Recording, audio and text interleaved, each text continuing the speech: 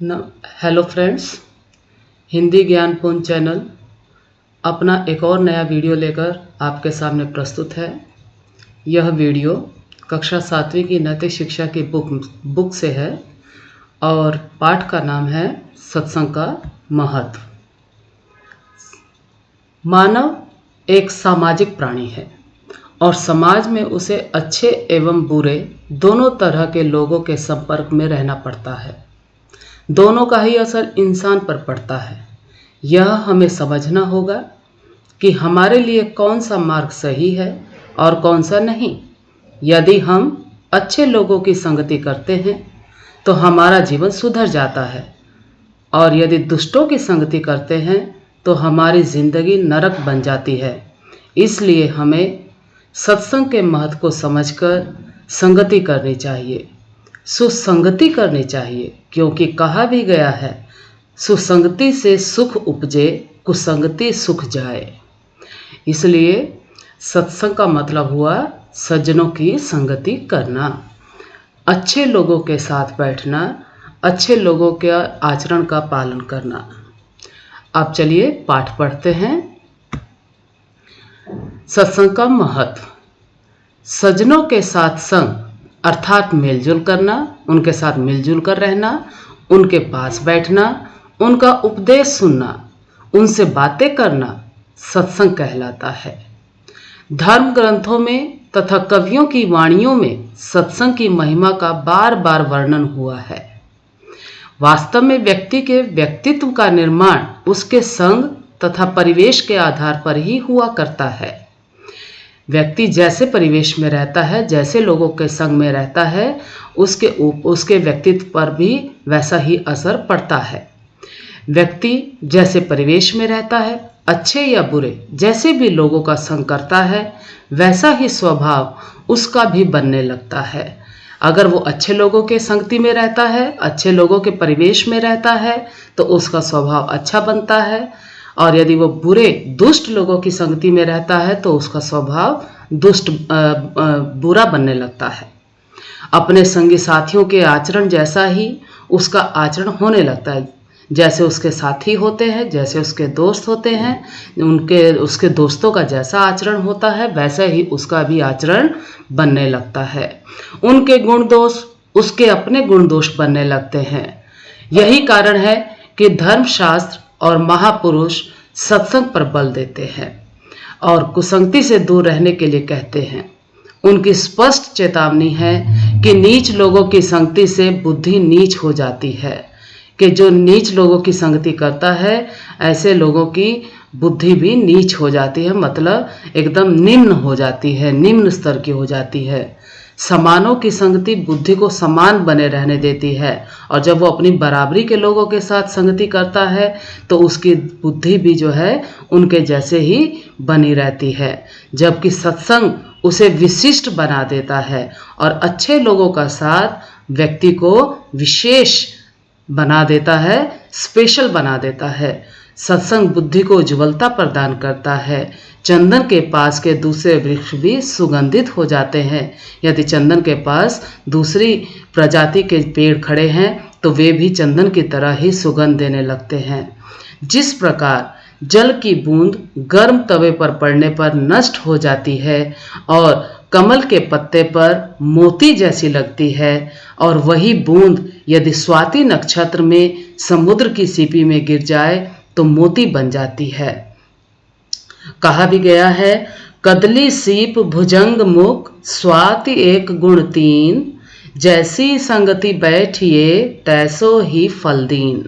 कहने का मतलब है कि बूंद तो एक होती है, लेकिन वो जब अलग अलग प्रकार की संगति को धारण करती है तो उसका स्वरूप वैसा ही बन जाता है। जैसे जल की बूंद को यदि हम गर्म तवे पर डालते हैं तो उस पर पड़ते ही वो नष्ट हो जाती है, और कमल के पत्ते पर वो मोती के जैसे दिखाई देती है। और फिर यदि वही बूंद समुद्र की सीपी में गिर जाए तो मोती बन जाती है। उसी प्रकार व्यक्ति का जो चरित्र है वो भी जो है बूंद के जैसे, इसके बूंद के जैसे है जैसे सत्संगति व्यक्ति को चमका देती है, अच्छे लोगों की जो संगति है वो व्यक्ति के जो आचरण को चमका देती है। नीच की संगति व्यक्ति को बर्बाद कर देती है, और यदि वो नीच लोगों की संगति करता है तो उसका जीवन बर्बाद हो जाता है, नरक बन जाता है। अच्छी संगति से व्यक्ति का अपना व्यक्तित्व निखरता है, और अच्छे लोगों की संगति करने से व्यक्ति का जो कैरेक्टर है, चरित्र है, वो निखरने लगता है। आगे देखते हैं। महापुरुषों और साधकों की संगति से व्यक्तित्व इतना निखर जाता है कि असली मोती के समान अनमोल रत्न बन जाता है। यदि व्यक्ति महापुरुषों का संग करता है, उनके साथ रहता है, साधुओं की संगति करता है, अच्छे लोगों के विचारों को सुनता है, तो उसका व्यक्तित्व निखर जाता है, और वो उसका जो जीवन है वो असली मोती के जैसे अनमोल बन जाता है। सप्त ऋषियों की कुछ देर की संगति ने वाल्मीकि को ऋषि बना दिया था। सप्त ऋषियों की संगति करने से वाल्मीकि ऋषि बन गए।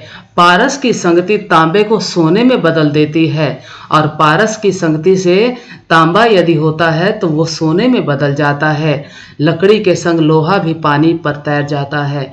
यदि लकड़ी के साथ लोहा लगा है तो वो भी पानी पर तैर जाता है। जैसे समुद्री जहाज को आप देखते हैं कि कितना बड़ा समुद्री जहाज होता है, लकड़ी का होता है, लेकिन उसमें लोहा भी होता है, पर वो लोहा लकड़ी के कारण जो है पानी पर तैरता है।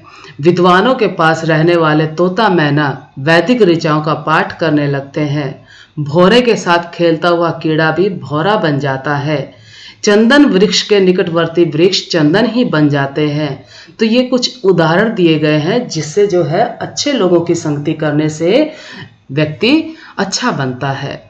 महर्षि दयानंद के संपर्क ने इस जाति को श्रद्धानंद, दर्शनानंद, हंसराज, गुरुदत्त, लेखराम, राजपाल प्रदान किए।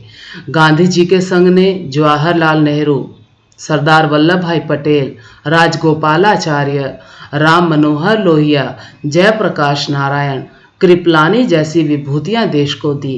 तो मतलब अच्छे लोगों का यहाँ पर संग दिखाया जा रहा है कि अच्छे लोगों की दोस्ती के साथ, अच्छे लोगों की संगति के साथ जो है व्यक्ति निखर जाता है, व्यक्ति का व्यक्तित्व निखर जाता है। गोस्वामी तुलसीदास ने कहा है, बिन सत्संग विवेक ना होए। गोस्वामी तुलसीदास जी क्या कहते हैं, जो रामचरितमानस के जो है रचयिता हैं, वो कहते हैं कि बिना सत्संग विवेक न हुई, अर्थात सत्संग के बिना भले बुरे की पहचान नहीं होती। विवेक मतलब अच्छे बुरे की समझ होना। तो कहते हैं कि बिना सत्संग के, बिना अच्छे लोगों के संग रहे भले बुरे की पहचान नहीं हो सकती। वहीं कबीर जी का भी कथन है, कबीरा संगत साध की जो गंधी की बास, जो गंधी कुछ दे नहीं तो भी बास सुबास। क्या इसका अर्थ है? इस दोहे का अर्थ है कि सज्जन का संग गंध बेचने वाले के पास में रहने के समान है। जो सज्जन व्यक्ति के साथ संग रहता है, उसका जो होता है गंध बेचने वाला, मतलब जो सुगंध बेचता है, जो इत्र बेचता है, जो सेंट बेचता है, उसके जैसे होता है। यदि गंधी अपना इत्र, फुलेल आदि कुछ ना भी दे, तब भी जब तक वह पास में रहता है वातावरण सुगंधित बना रहता है, और पास बैठने वाला सुगंध लेकर ही जाता है। साधुओं की संगति ही अच्छा बैकुंठवास है। तो कहने का मतलब है कि जो सेंट, जैसे मान लीजिए कोई सेंट लगाया हुआ है, और यदि हम उसके पास कुछ देर के लिए खड़े हो जाएं तो हम में से भी वही सुगंध आने लगती है। तो ठीक यही कहना यहाँ पर भी है कि जो गंध बेचता है, जो इत्र बेचता है, सेंट बेचता है, तो उसके पास यदि हम कुछ देर रहेंगे तो हम भी जो है सुगंधित हो जाएंगे और वातावरण भी सुगंधित हो जाएगा। उसी तरह साधुओं की संगति करना भी एक सच्चा बैकुंठवास होता है। किंतु जहाँ सत्संग व्यक्ति को शिखर पर पहुंचाता है, वहाँ कुसंग उसे ऐसे गड्ढे में धकेल देता है जिससे निकल पाना कठिन होता है। अब दूसरी तरफ है कुसंग। कुसंग मतलब बुरे लोगों का साथ। दुष्ट लोगों का साथ। यदि दुष्ट लोगों के साथ हम पकड़ते हैं तो हम एक ऐसे गड्ढे में गिर जाएंगे जहां से निकल पाना हमारे लिए मुश्किल होगा। यदि अच्छी संगति सहारा प्रदान करती है तो कुसंगति पैरों में बंधा ऐसा पत्थर है जो सन्मार्ग की ओर बढ़ने ही नहीं देता। महात्मा बुद्ध के शब्दों ने अंगुलीमाल का, महर्षि दयानंद की वाणी ने अमी चंद का तथा पंडित लेखराम के उपदेश ने मुगला डाकू का जीवन पलट दिया था। तो ये ऐसे महापुरुष हुए जिन्होंने बुरे लोगों का भी जीवन सुधार के रख दिया। सामान्य व्यक्ति बिगड़े हुए व्यक्तियों को तो सुधार नहीं पाता, उल्टे उनके संग से स्वयं बिगड़ जाता है। सामान्य व्यक्ति यदि बिगड़ गया तो बिगड़ गया, काले कंबल पर दूसरा रंग नहीं चढ़ता। इसका उदाहरण लेखक ने दिया है कि जिस तरह से काले कंबल पर हम दूसरा रंग चढ़ाना चाहें तो कभी नहीं चढ़ता, उसी तरह जो सामान्य व्यक्ति होता है वह जो है जल्दी दोस्ती करने से बिगड़ जाता है, कुसंग की दोस्ती करने से वो बिगड़ जाता है। लेकिन जो साधु होते हैं, जो सज्जन लोग होते हैं, उनके ऊपर किसी भी तरह का असर नहीं होता। सत्संग के प्रति रुझान रखते हुए हमें चाहिए कि कुसंग से बचें, हमें कुसंगति से बचना चाहिए। हमें अपने समाज को भी ऐसे व्यक्तियों से बचाना चाहिए जिनका संपर्क बुरे संस्कार छोड़ सकता हो। एक बिगड़े हुए सेब का संग सारी टोकरी के सेबों को बिगाड़ डालता है। मान लीजिए हमने एक सेबों की टोकरी ली है और उसमें एक खराब सेब रखा गया है, तो कुछ दिन के बाद, 1-2 दिन के बाद वो जो टोकरी में जो अच्छे सेब थे वो भी उसका साथ पा करके बिगड़ जाएंगे। ठीक यही असर हमारे जीवन पर भी पड़ता है। एक मछली सारे तालाब को गंदा कर डालती है। यदि कोई मछली सड़ी हुई है तो वो तालाब को भी जो है दुर्गंध से भर देगी। पंचतंत्र की कहानी में बताया गया है कि दुष्ट के साथ न रहना चाहिए, न जाना चाहिए। दुष्ट कोई की शरारत के फलस्वरूप उसके पास बैठा हुआ परोपकारी हंस तथा साथ में जाता हुआ निरपराध बत्तख मारा गया था। दुष्ट को दिया हुआ उपदेश बंदर और बैया के घोंसले की कहानी दोहराता है। यदि हम दुष्ट को उपदेश देते हैं तो वो भी खतरनाक होता है। चोर का साथी चोर माना जाता है। अगर कोई चोरी करता है और उसके साथ कोई साथ देता है तो वो भी जो है चोर ही माना जाता है। कलाली के हाथ में लिया हुआ दूध भी शराब समझा जाता है। कलाली मतलब शराब बेचने वाला व्यक्ति यदि दूध जैसे पवित्र पदार्थ को अपने हाथ में लेकर खड़ा है तो वो भी दूसरा जो है उसको शराब ही समझेगा। एक बार पैर कीचड़ में पड़ा तो फिर यह नहीं देखा जाता कि अब पैर कहाँ पड़ेगा। अतः सबके लिए यही उचित है कि सावधान रहें, सुसंग को, सज्जनों की संगत को अपनाएं और कुसंग से बचने का पूरा प्रयत्न करें। अतः हमें अच्छे लोगों की संगति करनी चाहिए, सुसंग को जो है महत्व देना चाहिए। जितना जल्दी हो सके कुसंग को छोड़ देना चाहिए, दुष्ट लोगों की दोस्ती को छोड़ देना चाहिए। इसलिए जो है सज्जनों की संगति को अपनाना चाहिए, जिससे हमारा व्यक्तित्व और निखर सकता है। तो आपने इस पाठ के माध्यम से सत्संग के विषय में पढ़ा, सत्संग के महत्व को जाना, समझा। अब आप इसे जो है इस वीडियो को लाइक, सब्सक्राइब और शेयर अवश्य करें। इसके लिए धन्यवाद।